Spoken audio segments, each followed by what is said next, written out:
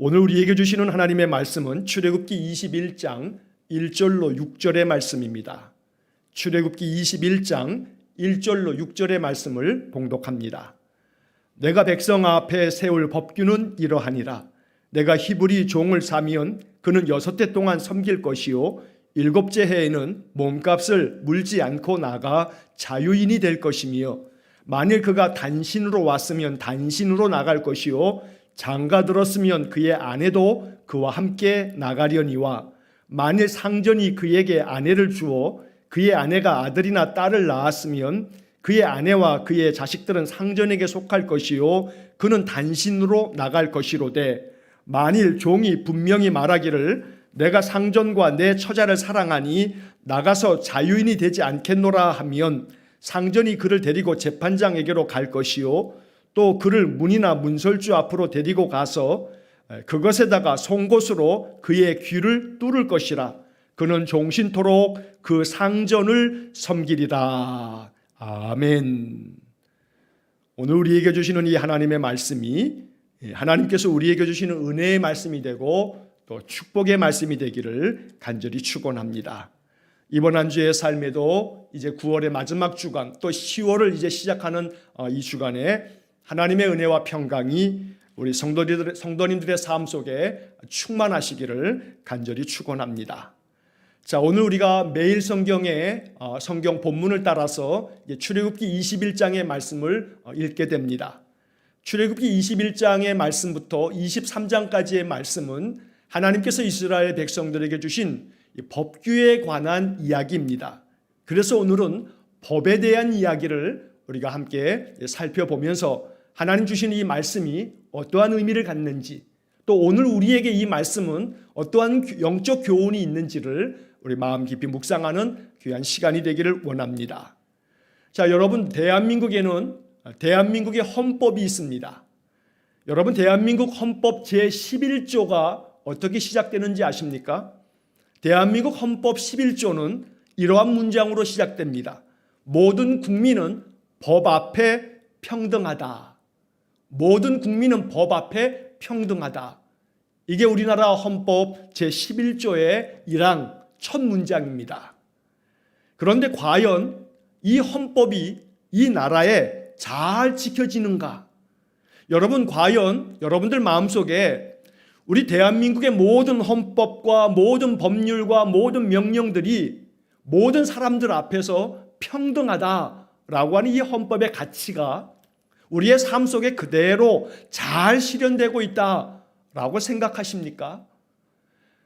작년 10월 말부터 11월 초까지 한국 리서치라고 하는 이 여론조사 기관에서 전국의 만 18살 이상의 남녀 1000명을 대상으로 설문조사를 한 것이 있습니다. 그 설문조사의 내용 중에 이러한 내용들이 나옵니다. 법원의 판결에 대해서 신뢰하느냐 아니면 신뢰하지 않느냐라고 하는 여론을 물었더니 우리나라 사법부 법원의 판결에 대해서 신뢰한다라고 대답한 사람이 29%가 되었고, 신뢰하지 않는다라고 하는 응답이 66%나 되었다고 발표가 난 적이 있습니다. 여러분, 이것이 작년 말의 여론조사의 통계입니다. 대한민국 사람들의 29%는 사법부의 이 모든 판결에 대해서 신뢰한다고 여기고 있지만, 그러나 배 이상이 되는 66%는 대한민국의 이 법원의 판결을 신뢰할 수 없다라고 이렇게 대답을 한 것입니다. 여러분들은 어떠신지 모르겠습니다. 여러분 마음속에 한번 생각해 보십시오. 우리나라의 모든 법이 헌법 11조가 말하는 것처럼 모든 국민은 법 앞에 평등하다. 과연 그러한가? 사실 불편한 진실이 있습니다. 이 불편한 진실, 법에 대한 불편한 진실을 한마디로 이야기하면 이렇게 말할 수 있습니다. 유전무죄, 무전유죄. 유전무죄라고 하는 것은 돈이 있는 자는 무죄고, 무전유죄, 돈이 없는 자는 유죄다. 안타깝게도 이게 불편한 진실입니다.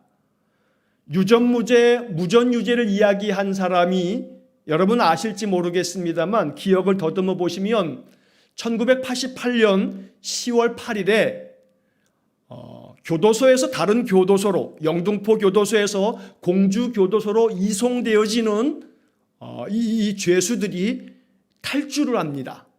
25명이 탈주를 하게 됐는데 그 중에서 12명이 교도관을 흉기로 찌르고서 그리고 탈주하면서 서울 시내로 잠입해 들어왔습니다.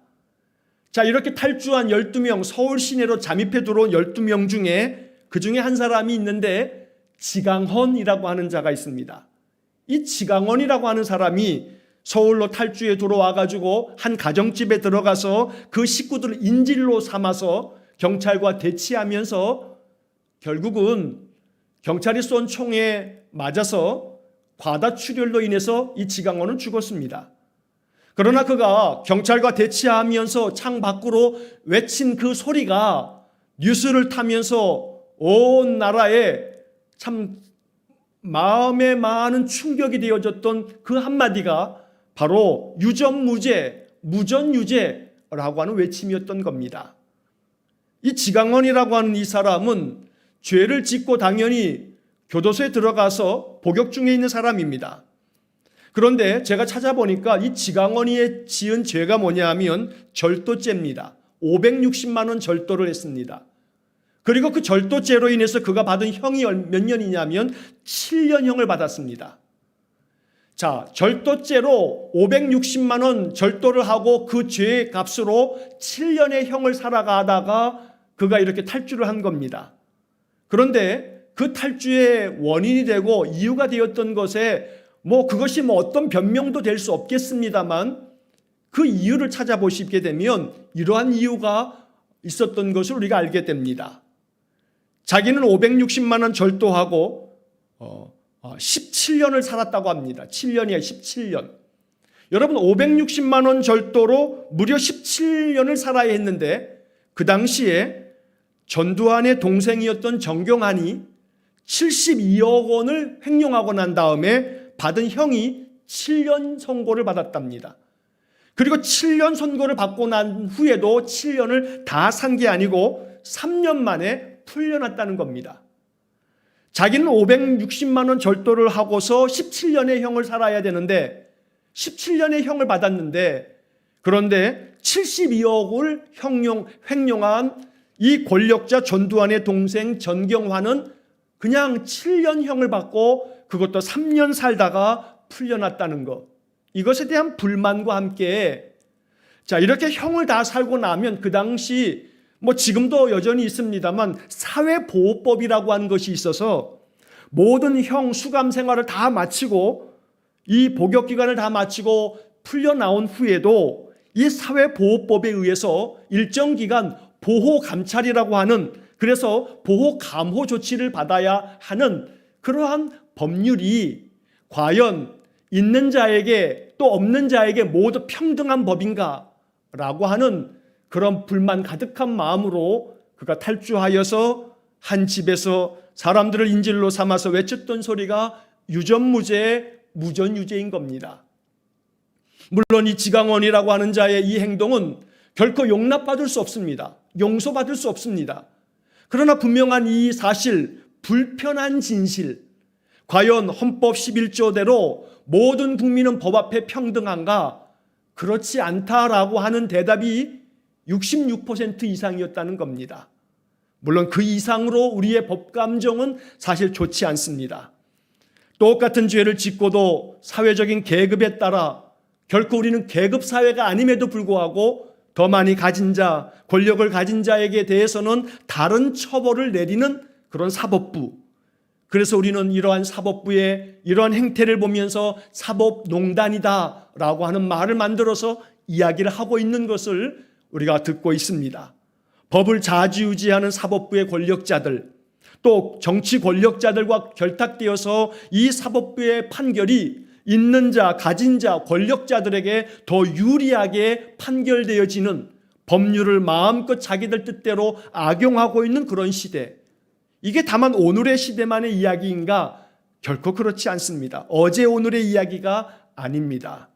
그래서 많은 사람들은 사법부의 사법개혁이 필요하다 이야기를 합니다. 사법개혁뿐만이 아닙니다.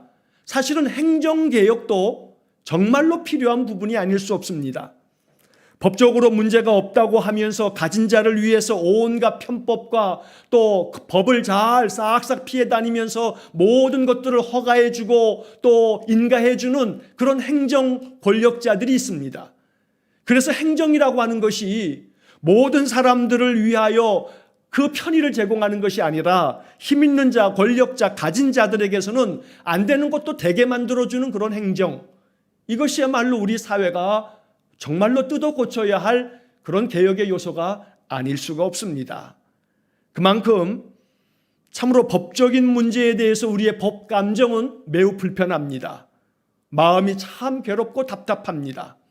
법은 오직 가진 자들 또 권력자들의 도구가 되어진 지가 이미 오래되었고 뿌리 깊은 관행이 되어 있기 때문에 연약한 시민인 우리 한 사람 한 사람이 어찌 할 수도 없는 그러한 시대 속에서 우리가 살아가고 있다는 겁니다.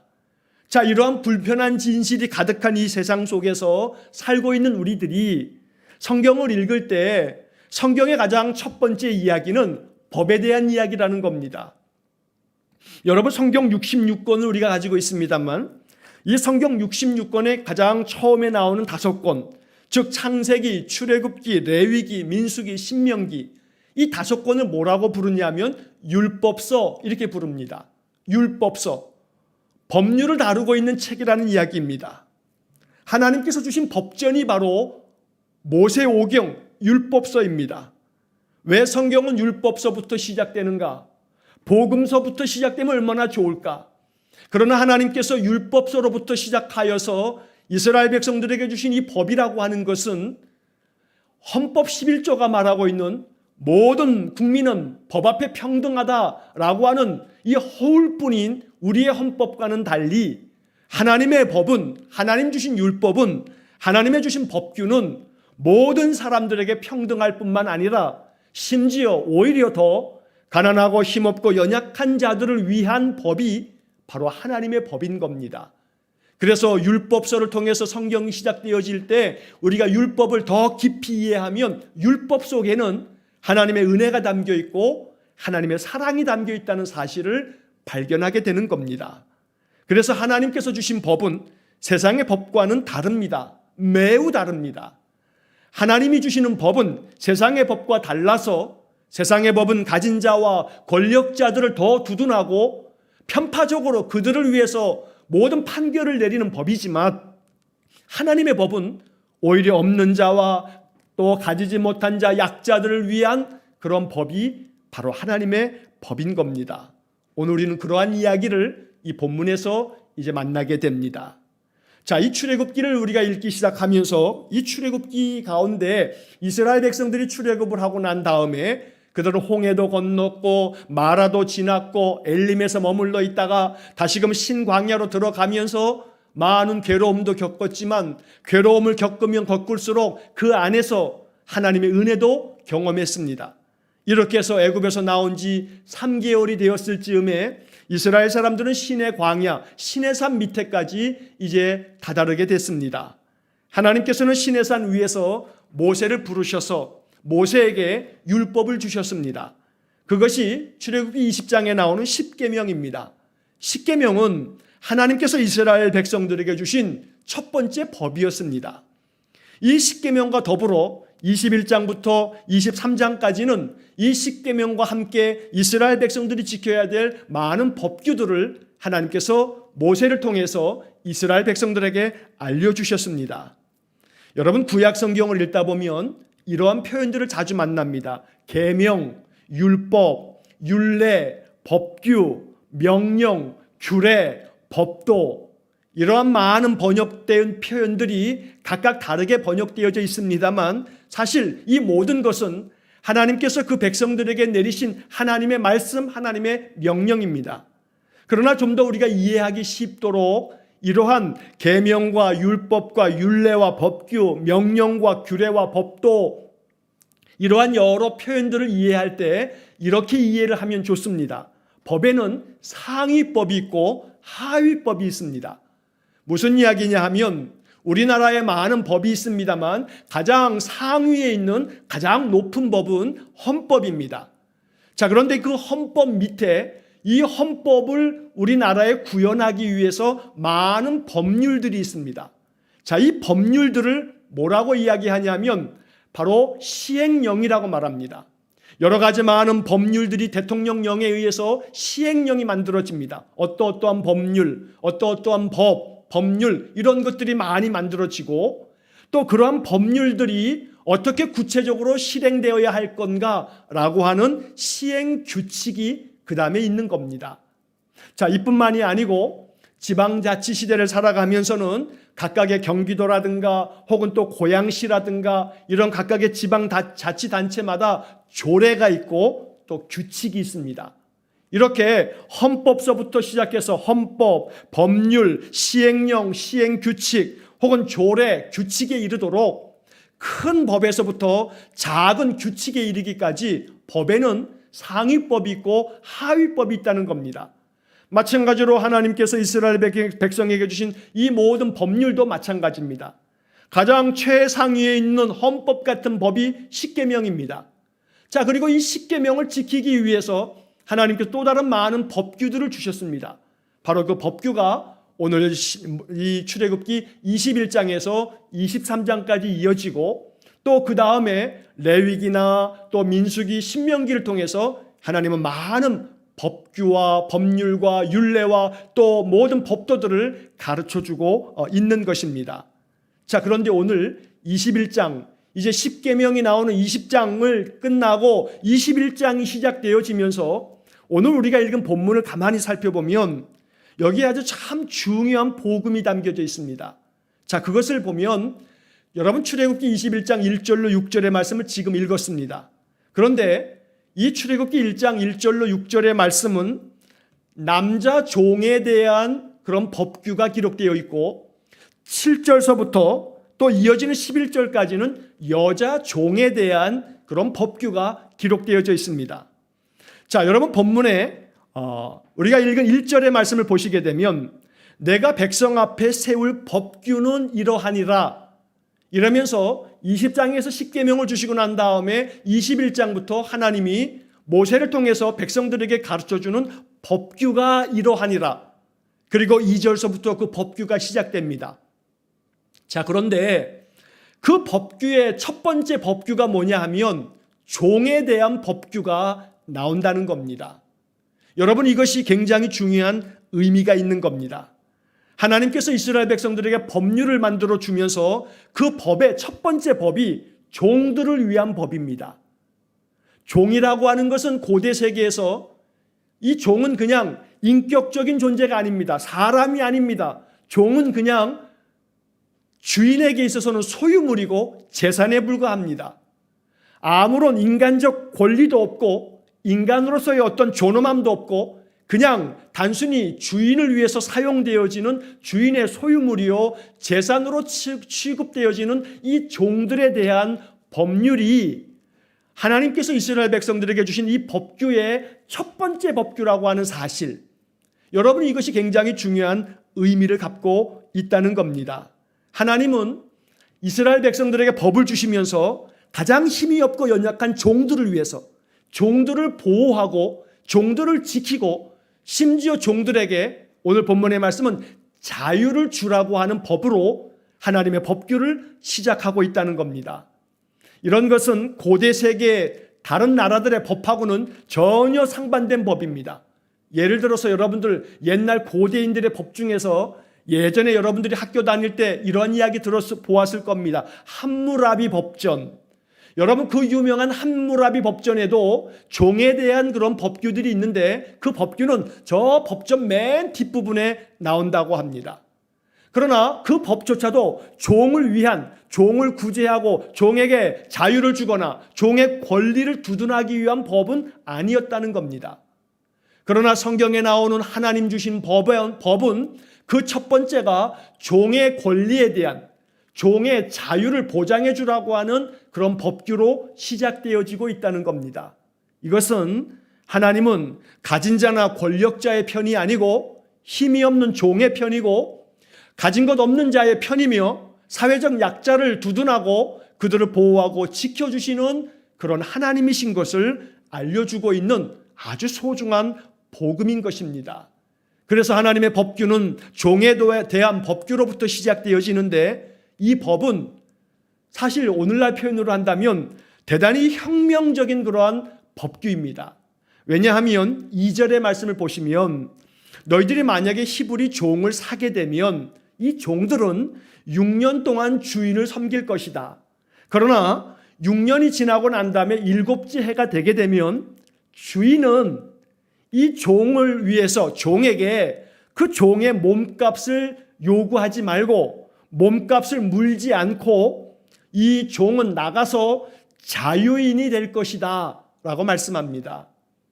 여러분, 종이라고 하는 것은 말씀드린 것처럼 평생 동안 그 주인의 재산이요 주인의 소유물에 불과합니다.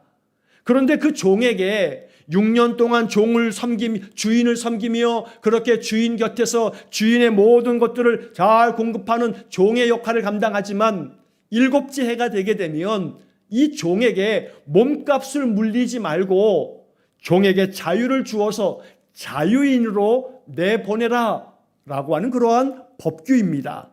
이게 하나님 주신 법입니다. 여러분은 여기 어떠한 주인의 갑질이 있겠습니까? 이 주인은 6년이 지나고 7년째 되면 하나님의 법에 의해서 종에게 자유를 주어야 합니다. 여러분, 이러한 법은 하나님께서 주시는 은혜요, 하나님 주신 축복입니다. 종으로 팔려왔지만 내가 이렇게 종으로 살아가는 것이 평생 종으로 노예로 사는 것이 아니라 6년 동안 종으로 살고 나면 하나님의 법에 의해서 나는 7년째 되는 해에 자유인이 된다. 이것이 얼마나 복음이겠습니까? 그러니 이 법규가 첫 번째 법규인데 하나님이 이스라엘 백성에 주신 이 첫 번째 법규가 누구를 위한 법규이겠습니까? 주인을 위한 것이 아니고 종을 위한 법규라는 겁니다. 힘없는 종들을 위한 법규가 하나님의 법규의 첫 번째 법규라고 하는 사실, 이것이 바로 율법이 담고 있는 정신입니다. 율법의 정신은 약자를 돕고 힘없는 자를 돕고 또 가진 것 없는 자들을 돕는 하나님의 은혜요 사랑의 법이었던 것입니다. 그래서 종에게 자유를 주는 법, 결코 종을 구속하거나 속박하거나 자기 소유물로 재산처럼 여기면서 평생 아주 강한 노역으로 부리는 것이 아니라 6년 동안 그 종이 주인을 섬겼다면 7째 해는 이 종에게 자유를 주어서 그가 자유인으로 나가게 만들어라. 이게 법이었던 겁니다. 그러니 하나님의 법은 하나님의 은혜요 또 하나님의 축복이었던 겁니다. 여러분, 이 종을 위한 이 법률이, 이 법규가 신명기 15장에 보면 한 가닥 더, 한 발짝 더 나아가서 이렇게 성경은 말씀합니다. 신명기 15장 12절부터 15절까지의 이 말씀이 다시 한번 반복되어지고 있는데 이렇게 성경에 기록되어 있습니다. 내 동족 히브리 남자나 히브리 여자가 내게 팔렸다 하자. 만일 6해 동안 너를 섬겼다면 7째 해에 너는 그를 놓아 자유롭게 할 것이요, 그를 놓아 자유하게 할 때에는 빈손으로 가게 하지 말고 내 양무리 중에서와 타작마당에서와 포도주 틀에서 그에게 주되 후히 줄지니 곧 내 하나님 여호와께서 내게 복을 주신 대로 그에게 줄지니라. 너는 애굽 땅에서 종되었던 것과 내 하나님 여호와께서 너를 속량하셨음을 기억하라. 그것으로 말미암아 내가 오늘 이같이 내게 명령하노라. 하나님이 이렇게 말씀합니다. 자, 종으로 팔려온 사람들이 6년 동안 그 주인을 위해 섬겼다면 7째 해가 되게 되면 그들을 자유롭게 놓아주되 그냥 내보내지 말고 빈손으로 가게 하지 말고, 이게 신명기 15장 13절의 말씀입니다. 6년 동안 주인을 위해서 열심히 일했다면 7째 해에는 이 종을 자유롭게 풀어주되 이 종에게 자유를 줄 뿐만 아니라 하나님께서 너에게 주신 그 복을 주신 것처럼 그 복을 주신 대로 종에게도 너희들이 후히 주어서 내보내라. 그들이 다시금 종살이하지 않도록 넉넉하게 주어서 내보내라 라고 말하고 있는 겁니다. 요즘 말로 하면 종을 자유롭게 만들어줄 뿐만 아니라 퇴직금도 넉넉하게 줘서 내보내라 라고 말하고 있는 겁니다. 자, 이렇게 하나님은 종들을 위한 법규를 제일 첫 번째 법규로 이스라엘 백성들에게 명령하셨습니다. 여기에 하나님의 사랑이 있고 여기에 하나님의 은혜가 있는 겁니다. 자, 그런데 단서 조항도 있습니다. 3절과 4절의 말씀을 보면 주인에게도 또한 유익한 법으로 이러한 말씀을 주십니다. 3절의 말씀을 보시면 만일 그가 단신으로 왔으면 단신으로 나갈 것이요 장가 들었으면 그의 아내도 그와 함께 나가려니와. 이 종이 홀몸으로 들어왔으면 나갈 때도 그 사람 혼자만 내보내면 된다. 근데 만약에 그가 식솔이 있어서 가족들을 가지고 데리고 들어와서 종살이를 하고 있는 거라면 그 모든 가족들도 다 함께 내보내야 된다. 자, 4절에 그런데 만일 상전이 그에게 아내를 주어 그의 아내가 아들이나 딸을 낳았으면 그의 아내나 그의 자식들은 상전에게 속할 것이요 그는 단신으로 나갈 것이로되. 만약에 종이 들어와서 6년 동안 섬길 때 이 종이 참 충성되어서 주인이 이 종에게 아내를 주어서 결혼을 시켰다면 7째 해에 이 종이 자유를 얻어서 나갈 때에는 그 아내나 자식들은 바로 주인이 주었던 것이니까 주인에게 남겨두고 자기 혼자만 나가라 라고 말하고 있는 겁니다. 자, 그런데 여기서 반전이 있습니다. 그 다음 5절과 6절의 말씀이 오늘 우리가 이 본문을 살피면서 중요하게 묵상해야 할 말씀입니다.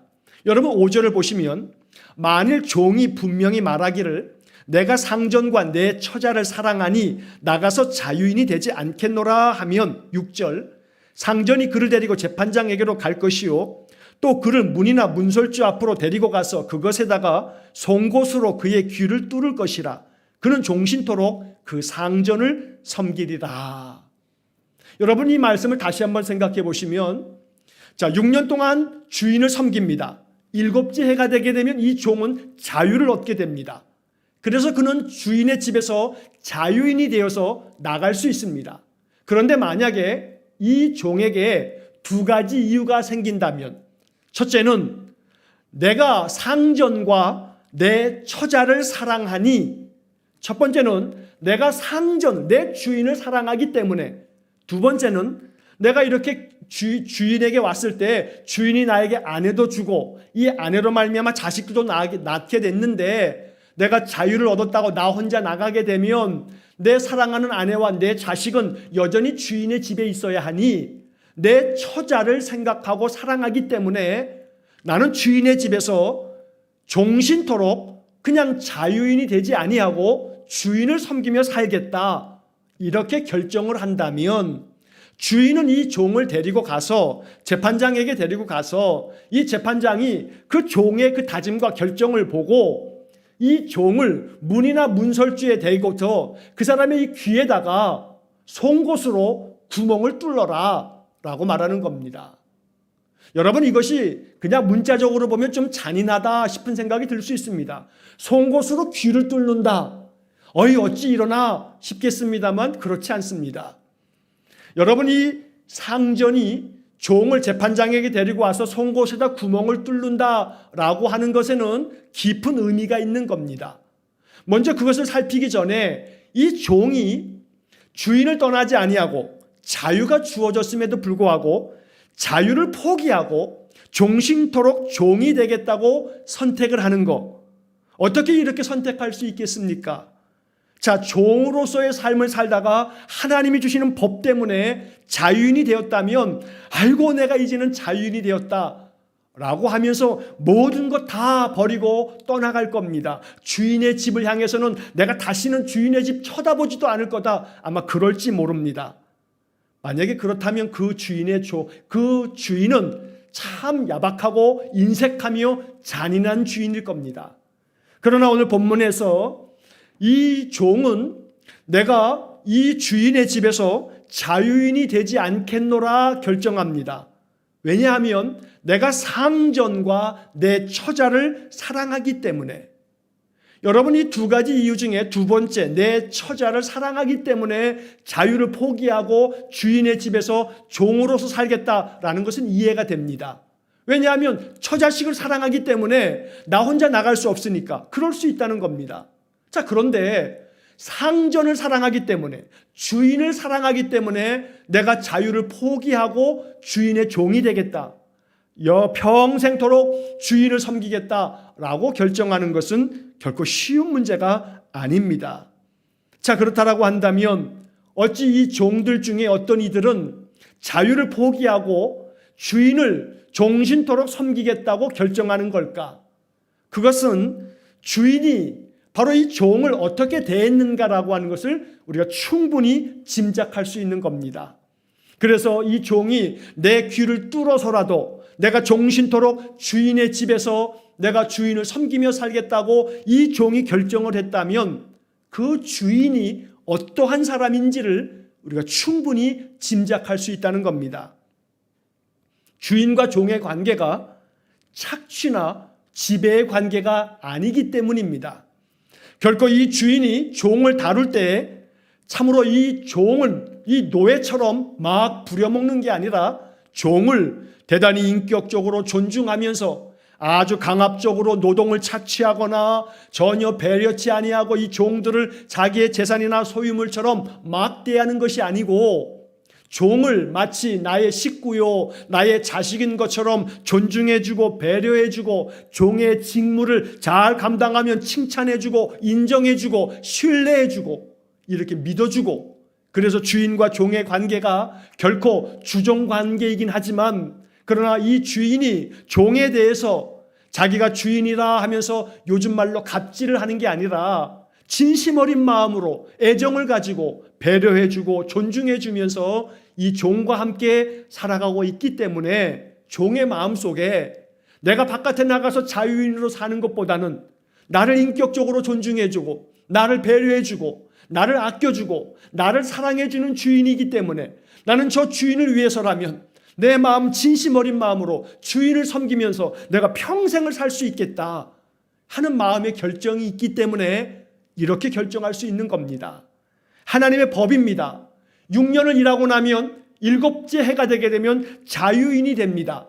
하나님이 만들어 놓으신 명령입니다. 이게 법입니다.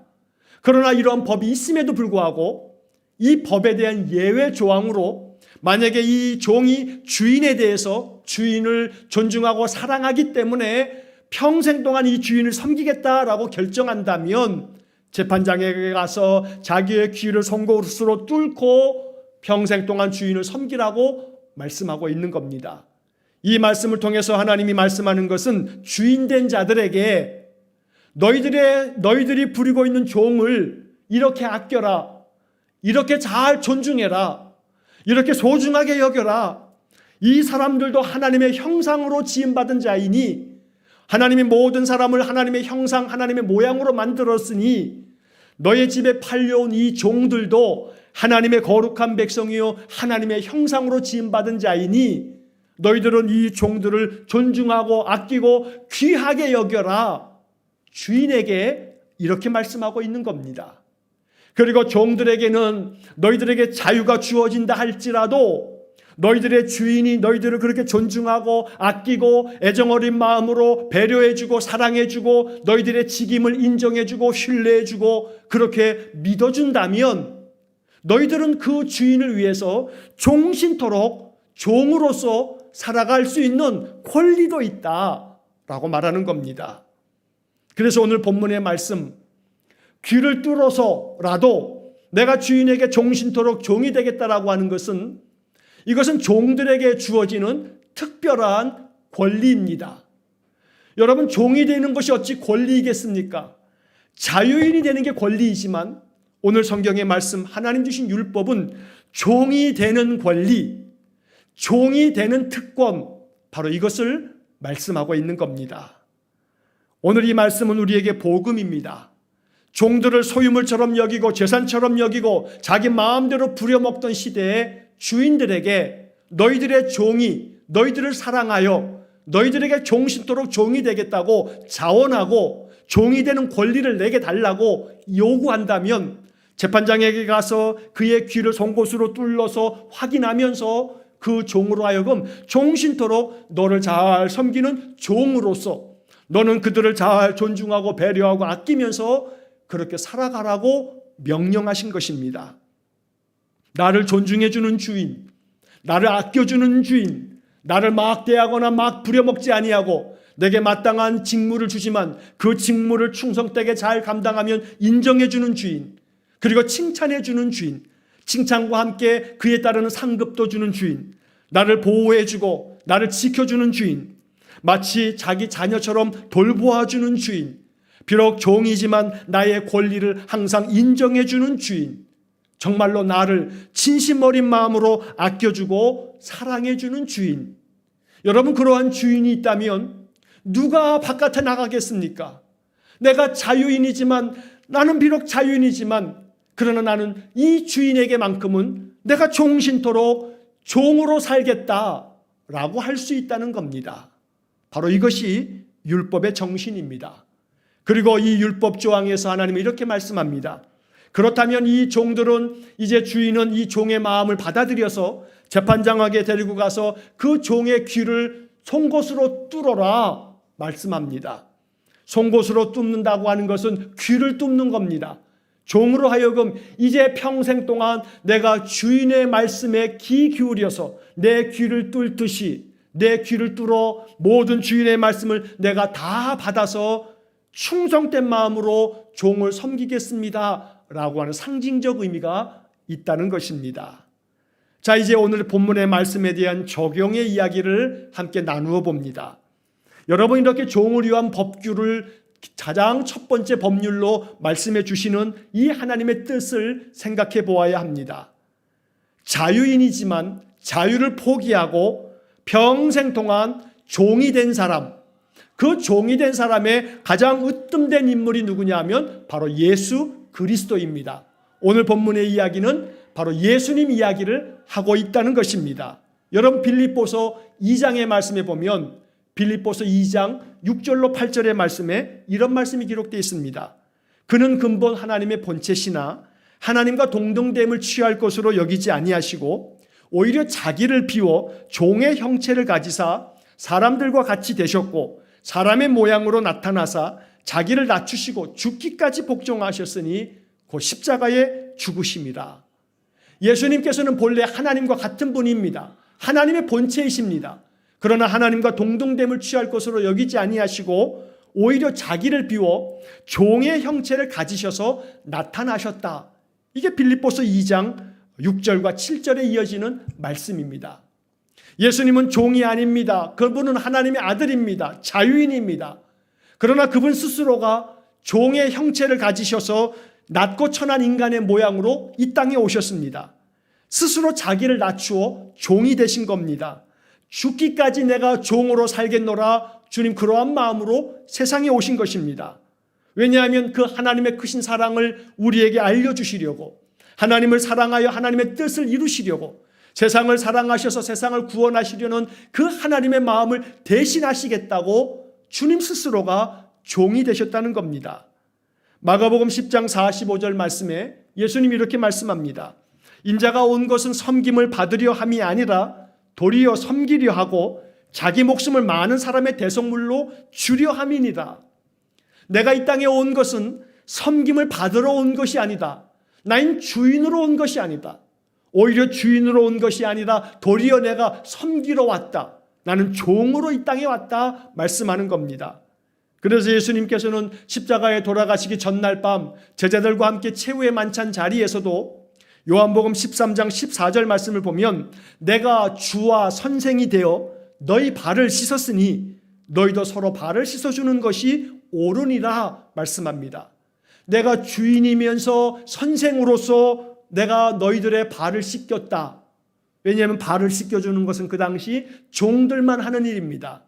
종이 하는 일을 하시면서 내가 주인이지만, 내가 너희들의 선생이지만 내가 종이 되어서 너희들의 발을 씻겼다. 너희도 서로 발을 씻어주는 것이 옳으니라. 너희도 서로 종이 되는 것이 옳으니라. 주님이 이렇게 말씀하고 계시는 겁니다. 자, 이제 말씀을 정리합니다. 귀를 뚫린 종, 귀를 뚫린 이 종은 자기 스스로 내 귀를 뚫어 주십시오. 내가 주인을 평생 동안 섬기는 종이 되겠습니다. 라고 자원한 사람의 이야기입니다. 하나님께서는 힘없고 연약한 자, 종된 자들을 위해서 하나님의 법규, 첫 번째 법규를 종들에게 자유를 주라 하는 법으로 이 법을 만들어 주셨습니다. 여기에 하나님의 사랑이 있습니다. 그러나 그렇게 자유를 얻은 종이라 할지라도 자기의 자유를 포기하는 종들에 대해서 그 자유를 포기할 수 있는 권리를 말씀해 주고 있는 겁니다. 네가 일곱째 해가 되어 자유를 얻었지만, 자유롭게 되었지만 자유를 포기할 수 있는 권리도 있다. 왜냐하면 주인이 너를 아끼고 사랑하고 존중하고 너를 배려하고 너를 그 어떤 것보다 사랑하고 있으니 주인을 위해서 자원하여 평생 동안 내가 주인을 섬기는 자가 되겠다. 이렇게 결정한 종들은 내가 이제 평생 동안 주인의 목소리에 귀 기울여 살겠다 하는 마음으로 귀를 뚫어라. 그리고 종은 평생 동안 주인을 섬겨라 하는 종이 되는 권리, 종으로 살 수 있는 권리, 자유를 포기할 수 있는 권리, 이 권리를 말씀하고 있다는 겁니다. 사도 바울이 로마서 14장 8절에서 우리에게 이런 말씀을 들려주셨습니다. 우리가 살아도 주를 위하여 살고 죽어도 주를 위하여 죽나니 그러므로 사나 죽으나 우리가 주의 것이로다. 이 유명한 말씀을 오늘 이 주시는 출애굽기 21장의 말씀에서 우리는 다시 한번 깊이 되새겨야 합니다. 우리가 살아도 주를 위해 살고 죽어도 주를 위해서 죽나니 사나 죽으나 우리가 주님의 것이다. 이러한 위대한 믿음의 고백이 우리 안에 있기를 축원합니다. 내 인생의 삶의 주인이 하나님 되십니다. 그런데 그 하나님은 우리를 위해서 독생자 예수님도 아낌없이 내어주셨습니다. 주님은 자유인이지만 모든 자유를 포기하시고 이 땅에 종이 되어 오셨습니다. 그리고 율법대로라고 한다면 종의 귀를 뚫어야 했습니다만 예수님은 십자가에 못 박히면서 예수님의 양손과 발에 구멍이 뚫렸습니다. 귀에 구멍이 뚫리는 게 아니라 예수님은 손과 발에 구멍을 뚫으셔서 그저 당신의 몸을 내주시면서 나는 평생 동안 영원토록 종으로서 너희를 섬기는 자라고 주님 그 자신을 내어주셨던 겁니다. 자원하여 당신의 생명까지 내주시면서 종으로 이 땅에 오신 예수님, 바로 그 은혜를 얻은 사람이 우리들입니다. 그래서 오늘 이 본문의 말씀을 묵상하면서 우리는 이러한 결론을 내릴 수 있습니다. 자유를 포기할 수 있는 권리, 이것이 바로 하나님의 은혜입니다. 하나님의 은혜를 풍성히 받은 사람은 오늘 이 귀가 뚫려진 종처럼 자유를 포기할 수 있는 권리를 선택합니다. 세상에서 내 마음대로 살아갈 수 있습니다. 내 자유를 마음껏 향유하며 살 수 있습니다.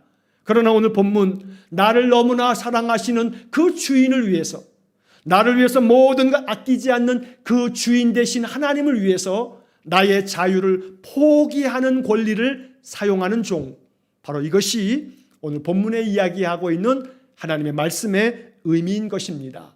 예수님이 그러한 본을 보여주셨습니다. 예수님이 자유인이지만 모든 자유를 포기하시고 종이 되셨습니다. 그리고 오늘 우리들은 이제 바울이 이야기한 것처럼 내가 살아도 주를 위해 살고 내가 죽어도 주를 위하여 죽나니 사나 죽으나 내가 주님을 위해서 삽니다. 내 인생의 자유를 포기하고 주님의 뜻을 이루기 위해서 삽니다. 이러한 결정을 내릴 수 있는 것, 이것도 하나님 주시는 은혜요 하나님의 말씀입니다. 결정은 우리의 몫입니다. 자유를 누리며 살겠다고 주인을 떠날 수도 있습니다. 그러나 내가 자유를 포기하고 주님 은혜 안에서 살겠노라고, 주인과 함께 살겠노라고 결정할 수 있는 것도 우리의 선택의 권리입니다.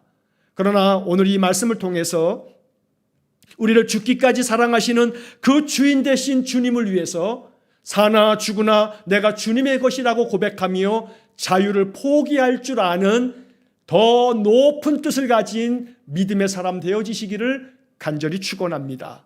그리하여 사나 죽으나 내가 주님의 것이기에 내 인생의 모든 삶 주를 위하여 주의 뜻을 이루는 귀하고 복된 신실한 믿음의 삶이 되시기를 주의 이름으로 간절히 축원합니다. 기도하겠습니다. 자비로우신 아버지 하나님, 이스라엘 백성들에게 법을 주시면서 그 법의 첫 번째 법규가 힘없고 연약한 종들을 위한 법, 종에게 자유를 위한 법을 주셨으니 이것이 하나님 주신 율법에 참된 정신인 줄로 믿습니다. 힘없고 연약한 자들을 위한 법, 그들을 지켜주는 법, 그들에게 자유를 주는 법, 이것이 하나님이 법을 통해서 주시는 하나님의 교훈이며 하나님의 크신 사랑인 것을 깨닫게 됩니다. 그러나 이 법 안에서도 자유를 포기하는 권리까지 말씀하셔서 우리를 사랑하며 우리를 존중하며 우리를 위해서 모든 것을 아끼지 않는 주인을 위해서 내 귀를 뚫어가면서까지 내가 종신토록 주인을 섬기겠노라고 결정하는 이 종의 마음을 우리에게 주옵소서. 사나 죽으나 내가 주님의 것이라 여기면서 우리 예수님이 그러하신 것처럼 나의 세상의 자유를 포기하고 오직 주님의 뜻을 나를 통해서 이루기 위해서 주를 위해서 더 믿음 안에 충성하며 헌신하며 살 것을 다짐하며 주님께로 나아가는 귀한 믿음의 성도들 될 수 있도록 우리에게 은혜를 내려 주옵소서. 예수님 이름으로 기도하옵나이다. 아멘.